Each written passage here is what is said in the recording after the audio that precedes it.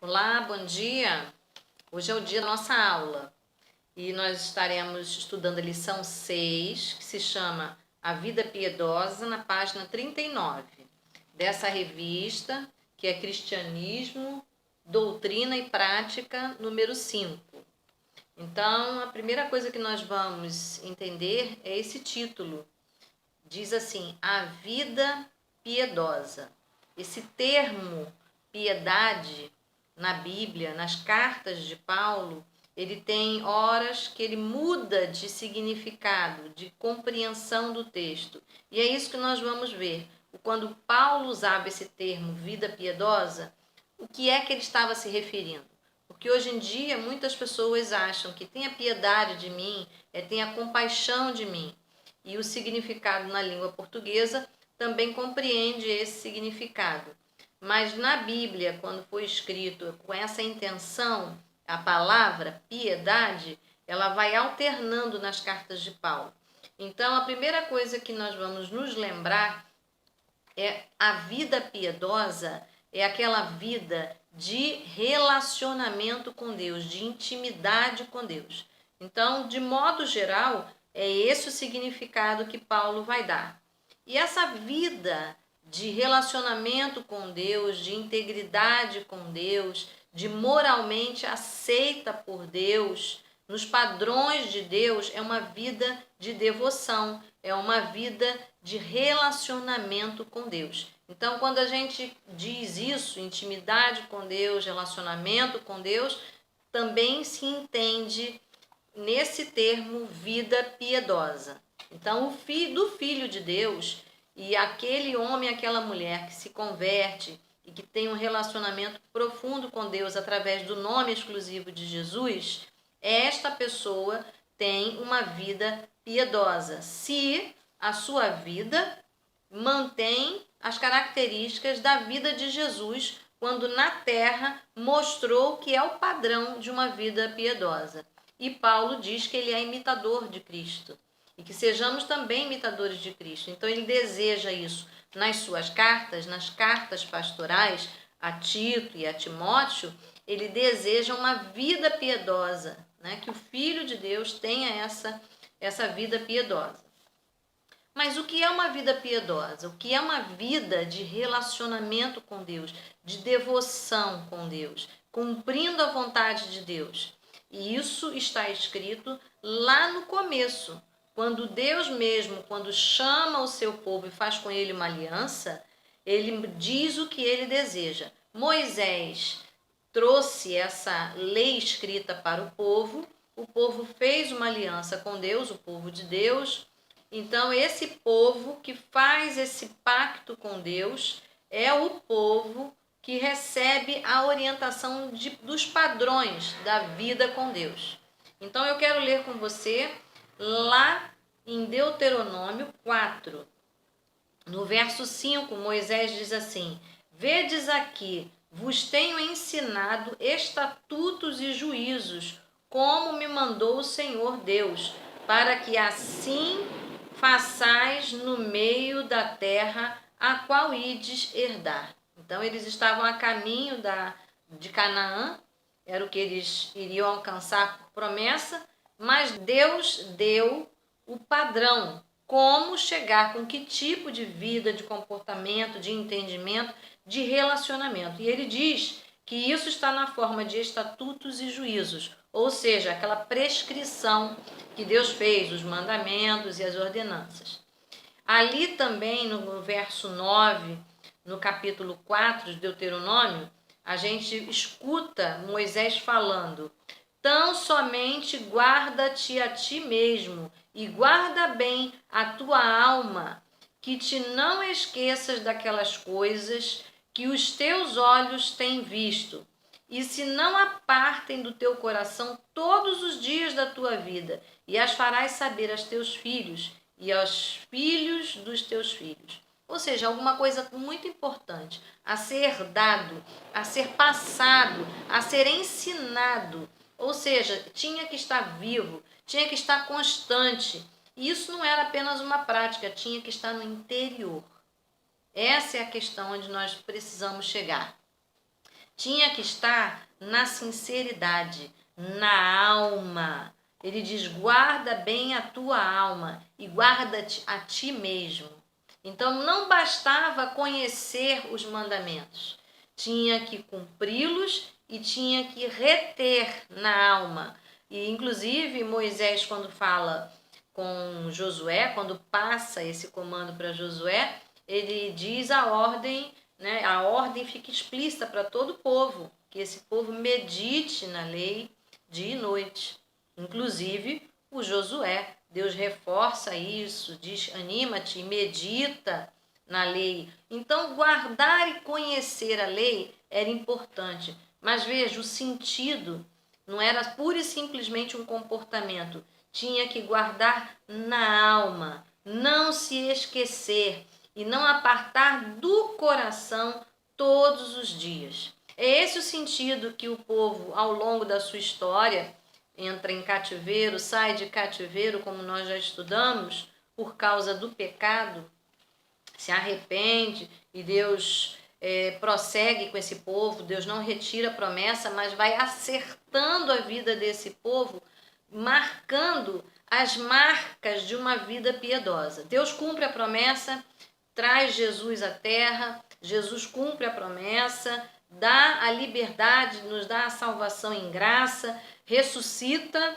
e agora o apóstolo Paulo está descrevendo e trabalhando e discipulando as pessoas que vão se convertendo, o mundo gentílico, para uma vida piedosa. Mas as pessoas que também já conheciam a palavra de Deus, já conheciam as regras, as leis, quando elas se distanciaram do sentido da vida piedosa, ou seja, do que significa isso. A palavra piedade, que dá origem ao título da lição, vida piedosa, ela significa que ela é o fruto prático e a prova da santificação. Ela é um trabalho que o Espírito Santo faz na pessoa. É a transformação moral.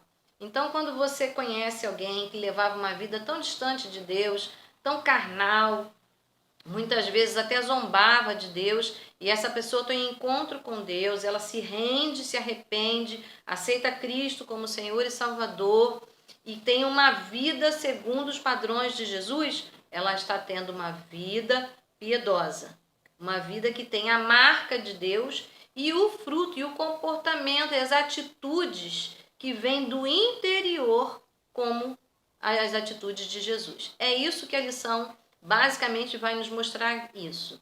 E ele escreve isso, como eu já disse, a Timóteo e a Tito mais vivamente compreendido. Mas no Novo Testamento, a gente também encontra aquele momento em que o apóstolo Pedro, lá em Atos, no capítulo 10, no verso 1, 2, 7 e 8, quando ele está recebendo uma visão daqueles animais impuros e ele diz que não vai se aproximar, mas Deus diz que ele não despreze aquilo que o Senhor está oferecendo. Por quê? Porque o que parece impuro não é. E aí ele vai encontrar com quem? Com Cornélio, aquele homem que não era um judeu, mas era piedoso. Era um homem que oferecia esmolas, era um homem que tinha um comportamento e uma marca e um coração aberto para receber toda a promessa de Deus.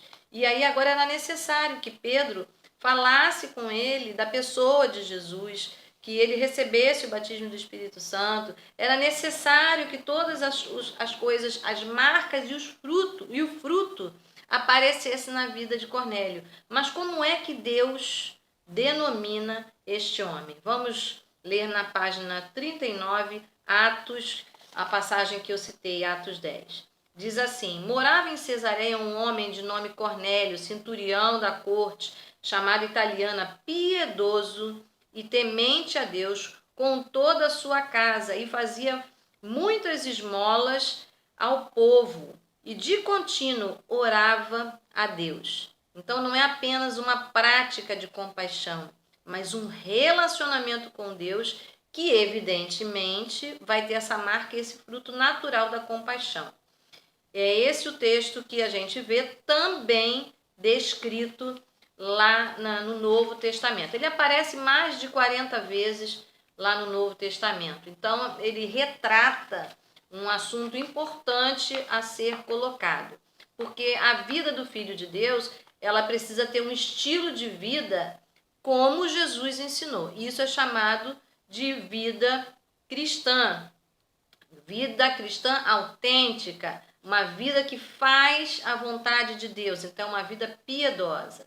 Também a gente vê aqui em Efésios, quando Paulo está escrevendo a essa cidade, aos cristãos dessa cidade, ele diz assim: sede, pois, imitadores de Deus, como filhos amados, e andai em amor, como também Cristo nos amou e se entregou a si mesmo por nós, como oferta e sacrifício em aroma suave. Ele descreve que nós temos que ter esse comportamento. A vida piedosa é imitadora de Deus, né? E é imitadora daquele comportamento que Jesus teve, e que isso é agradável a Deus. Ele ensina isso aos Efésios. Já o capítulo 2, na página 40, vai falar desse termo, vida piedosa, mas vida piedosa como uma experiência pessoal. Então, Paulo vai dar essa compreensão quando ele escreve na sua carta vida piedosa, mas traduzindo esse crescimento espiritual. Também o apóstolo Pedro, na sua carta, e na sua segunda carta, no primeiro capítulo, mostra também essa compreensão de vida piedosa com uma crescente espiritual. Então, é uma prática religiosa. Só você lendo o texto e compreendendo o sentido do texto é que você vai ver a aplicação dessa palavra. Mas ela está sempre traduzindo um comportamento correto, moralmente correto e aceito por Deus. É isso que a gente precisa lembrar.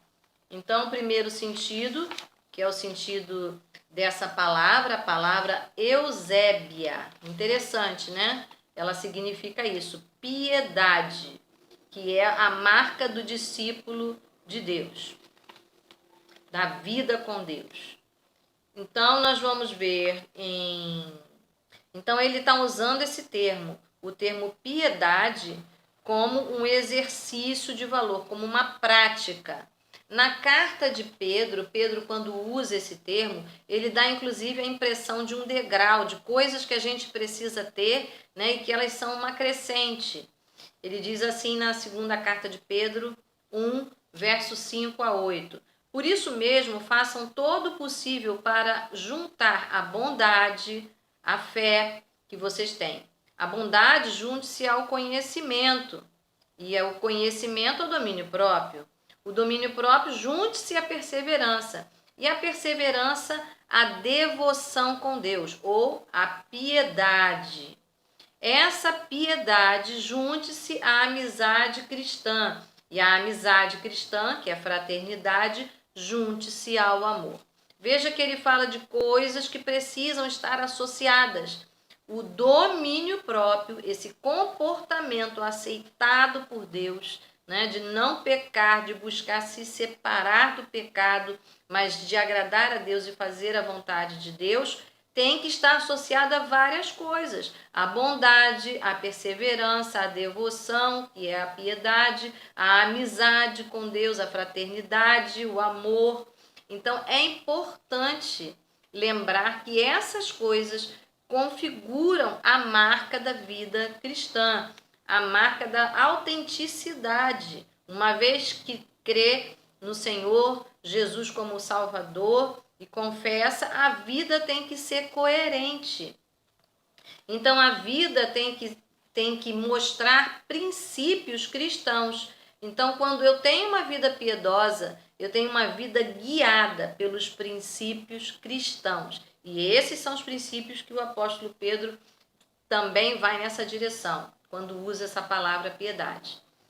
Práticas como a oração, confissão, louvor e meditação são as marcas da vida cristã, São as marcas de quem tem esse relacionamento com Deus. Essa pessoa que confessou Cristo como Senhor e Salvador, ela naturalmente, ela se envolve com a oração, com a confissão, com louvor e meditação. E isso vai fazendo com que ela mostre, ela enxergue quem ela é. O exemplo disso é aqui, o apóstolo Pedro. O apóstolo Pedro estava orando no telhado daquela casa, quando ali Deus deu uma visão e corrigiu o conceito dele. Então foi orando, foi na prática dessa vida piedosa que também ele percebeu que precisava mudar. Então, como é importante ter uma vida que é guiada pelo princípio de Deus, como faz a vontade de Deus, porque no exercício da comunhão com Deus, a gente também se corrige.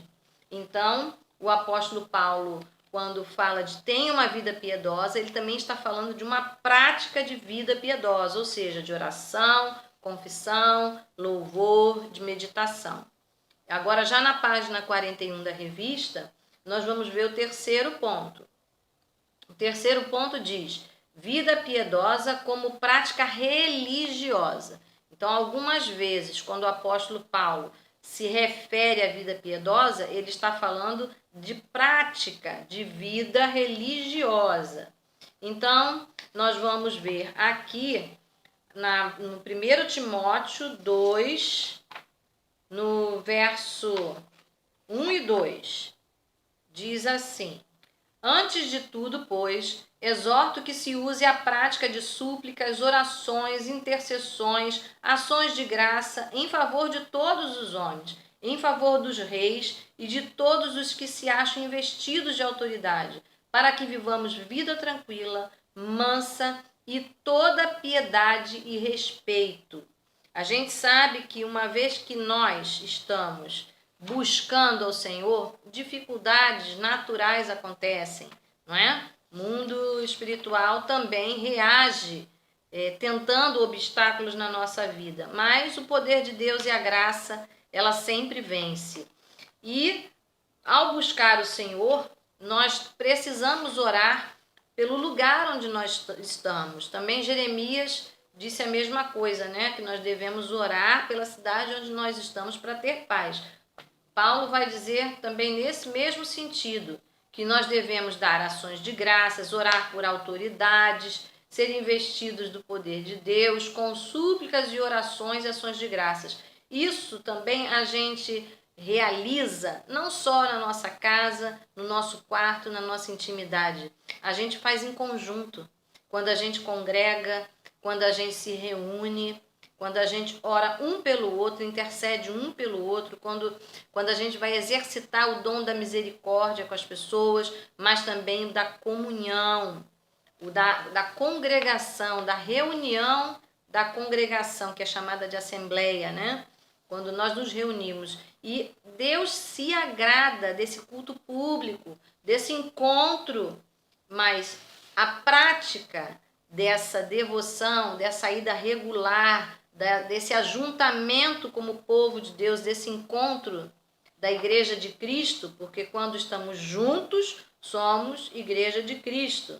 Quando estamos diante de Deus, nós representamos esse corpo de Cristo, e esse corpo de Cristo funciona na mesma direção, com as mesmas marcas, com a mesma condição. Então, a gente vai exercitar essa vida cristã, essa prática. Então, uma pessoa que é assídua, uma pessoa que tem regularidade nos ensaios do coral, nos cultos, nas orações, nos seus jejuns, e também em conjunto com as regras daquele exercício religioso cristão, ele está chamando aqui de vida piedosa, essa prática regular. Então, dependendo do texto, da carta que você está lendo de Paulo, quando ele usar esse termo, você precisa saber o contexto. Aqui, no texto que eu li de 1 Timóteo, mostra esse exemplo. Uma outra forma de enxergar a palavra vida piedosa, ou a palavra piedade, ou esse contexto de piedoso, é quando Paulo também está falando para o procedimento verdadeiro, né? A verdadeira religião, ou seja, o verdadeiro conceito, a essência dessa prática, da doutrina cristã, ou seja, daquilo que está sendo recomendado por Cristo viver. E a gente sabe que nós já estudamos isso, já falamos bastante, que nesse contexto em que Paulo está escrevendo na carta de Timóteo, havia muita pressão para que as pessoas desistissem da fé. Nós sabemos disso. E uma das pressões era do grupo do judaísmo, pessoas que eram de origem judaica e que elas tinham esse conceito, mas estavam se infiltrando no meio da igreja primitiva e ali mudando os valores e os conceitos. E uma questão bem clara é a questão do sofrimento, não é? Porque para os judeus sofreu é pecado, pecado é sofrimento e ponto. Mas a gente sabe que Cristo mostrou muito claramente para a gente que não é só assim, que também se sofre por causa da verdade. Cristo morreu sofrendo por causa da verdade, por dizer a verdade, por ser o mestre, por se revelar. Então, também quando a gente tem uma vida piedosa, quando a gente tem uma vida autêntica de oração, de intercessão, a gente pode ser perseguido, pode ser punido. E isso nós vamos ver nesse texto. Ora, todos quantos querem viver piedosamente em Cristo serão perseguidos, mas os homens perversos e impostores irão de mal a pior, enganando e sendo enganados. Então, nós estamos vendo que Paulo está orientando Timóteo na sua segunda carta, no capítulo 3, no verso 12, e ele está dizendo que todos quantos querem viver piedosamente em Cristo Jesus serão perseguidos. Por quê? Porque a oposição existe. Então, é necessário que a gente saiba bem qual é a nossa doutrina, qual é a doutrina que Cristo deixou. E uma das coisas, uma das marcas que Cristo deixou é o amor, é a fraternidade, é a comunhão, é a paz. E as pessoas que estavam infiltradas, mudando esse conceito dentro da igreja primitiva, elas chegavam parecendo ser igual, concordantes, mas criavam polêmica e confusão. A Paulo já nos ensinou que o Deus não habita no meio de confusão. E agora aqui na primeira carta de Paulo, no capítulo 6, no verso de 3 a 5, ele vai deixar as marcas.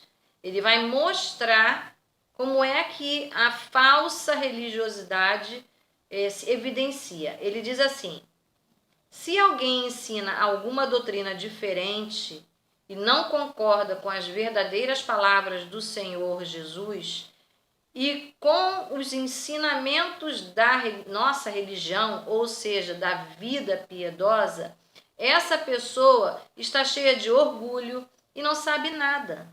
Discutir e brigar a respeito das palavras é como uma doença nessas pessoas. E daí vem invejas, brigas, insultos, desconfianças maldosas e discussões sem fim, como costumam fazer as pessoas que perderam o juízo e não têm mais a verdade. Então ele caracteriza quem tem a vida piedosa e quem não tem. Quem não tem vida piedosa fica eternamente de polêmica em polêmica. Quando a gente vê a polêmica se aproximando da gente, conversas e debates sem fim que não edificam, que mais criam confusão do que união, a gente tem que prestar bem atenção. Por quê? Porque a vida piedosa, a vida do Filho de Deus, ela não inclui brigas, discussões, invejas, insultos, desconfianças, porque a palavra de Deus, ela é doce, ela é mel, ela alimenta a alma, ela não nos afasta, mas ela nos une. As partes do corpo têm que estar unidas e não separadas, porque se o braço estiver separado do corpo, ele está mutilado. Então é importante a gente rever essa questão. Nossa, quando a gente está saindo do prumo, por que a gente está saindo do prumo? E como é que anda a nossa vida piedosa? Como é que anda a nossa prática? Ou seja, agradar a Deus em particular, orar, ler a Bíblia é muito bom. Mas cadê a comunhão? Cadê a paciência com o irmão? Cadê o perdão com o irmão? E isto faz parte da vida piedosa. Então, se a gente quer exercitar uma vida piedosa, inclui junto dos irmãos e individualmente com Deus. Em todo o tempo estar agradável a Deus, estar como Jesus, no padrão que Jesus ensinou. Então, quando ele usa esse termo aqui, vida piedosa, aqui em 1 Timóteo 6, 3 a 5, ele está se mostrando como prática de uma vida cristã, mas no exercício religioso. Também a gente vai observar que o modo de vida inspirado por Jesus é desejoso por Deus, mas as pessoas que estão corrompendo a doutrina, que estão se distanciando dela, a prática na vida cristã também vai ficando diferente. E esses falsos religiosos, eles são um dano. Portanto, a gente tem que conferir tudo na palavra de Deus. E na palavra de Deus, a gente observa que o que Deus falou, Jesus cumpriu. O que Paulo ensinou, ele viveu. E muitas vezes, para a gente se manter fazendo o que Deus pede, a gente será perseguido, né? A gente receberá oposição. Isso faz parte da vida cristã, mas nunca esquecer que Deus nos fortalece, o Espírito Santo nos reveste e em Cristo nós somos mais que vencedores. O Senhor Deus tem responsabilidade sobre a nossa vida. Ele nos ama. Então, não abra mão da sua vida piedosa, mas reconheça a falsa vida cristã, aqueles que estão junto, mas não são. A gente tem que ter atenção. E a lição, então, que é bem curtinha, ela vai concluir, ela vai mostrar que toda piedade cristã converge na centralidade de Jesus de Nazaré, no ensino e nas práticas de justiça, amor, perdão, resiliência e até a morte por obediência plena ao Pai. Ele vai mostrar o texto de 1 Timóteo, porque Paulo está ensinando, está recomendando os seus ensinamentos ao jovem pastor Timóteo. Ele diz assim: isto é bom e aceitável diante de Deus, nosso Salvador, o qual deseja que todos os homens sejam salvos e cheguem ao pleno conhecimento da verdade, porquanto há um só Deus, um só mediador entre Deus e os homens, Cristo Jesus, homem, o qual a si mesmo se deu em resgate de todos. Então, não devemos entrar em polêmica, não devemos nos perder em situações que neguem isso, que Jesus é o mediador entre Deus e os homens. Isso é indiscutível, isso é um ponto central. Não há o que debater, não há o que se discutir, porque a centralidade do cristianismo é isso, é que Jesus é Senhor e Salvador. Ele é o mediador, ele é o que está fazendo a ponte entre Deus e os homens. Então, o que passa disso, o que diverge disso, o que torna, vamos ser abençoados, que Cristo nos abençoe, e Ele vai nos abençoar muito, e o centro sou eu quero a bênção, e eu é que preciso ser abençoado, está errado. Se eu estiver com Deus, certamente serei abençoado. Se eu estou olhando para Cristo, eu já estou em Cristo, então eu já estou dentro da bênção de Cristo. Então, cuidado, porque nós sabemos que temos pessoas que usam a palavra de Deus, se dizem cristãos, né? Constroem igrejas dizendo que são igrejas cristãs, mas a vida é vida de pecado, é vida pecaminosa, com um conceito moral diferente do que Jesus ensinou. E para isso eu vou relembrar o conceito de vida piedosa. É uma vida guiada nos princípios cristãos. O princípio cristão fundamental é que Jesus é o único mediador entre Deus e os homens. Então, discussões polêmicas, né, se questionando, não perca tempo. A vida piedosa não inclui essas coisas. Então, nós vamos ver que vida piedosa é o fruto de uma relação, de uma intimidade com Deus, que se reflete numa prática religiosa entre os irmãos, que se reflete numa experiência pessoal com Deus, numa devoção. Tudo isso a gente pode entender nos textos, nas cartas de Paulo, essa expressão vida piedosa. Então, quando nós estivermos lendo, e a partir dessa semana nós vamos estar relendo Tito, estamos terminando, Filemon e Timóteo outra vez, porque é um livro pequeno e é bom que a gente examine. Jesus pediu isso, não que a gente estudasse. Ele disse: examinai as Escrituras, porque há nelas vida eterna. Então, examinar é abrir, é dissecar, é buscar. Por isso, na nossa leitura diária, lá no grupo do Zap, a gente vai reler Timóteo, 1º e 2º Timóteo, Filemon. Tá bom? Que Deus abençoe você, que você se lembre de manter a prática da vida piedosa, com oração, com confissão, pedido de perdão ao Senhor, nas suas orações, não só pedidos para ter coisas, né? Mas se render ao Senhor. Também louvar, adorar o Senhor e tempo para meditar na palavra, para ter uma vida piedosa, ou seja, para ter uma prática de vida igual à de Deus. O termo piedoso, muitas vezes, no português, é chamado de compaixão, mas nem sempre ele, na palavra de Deus, tem este significado. Tá bom? Que Deus abençoe você, tenha uma boa semana e a prática da sua vida seja como a de Jesus. Vamos orar?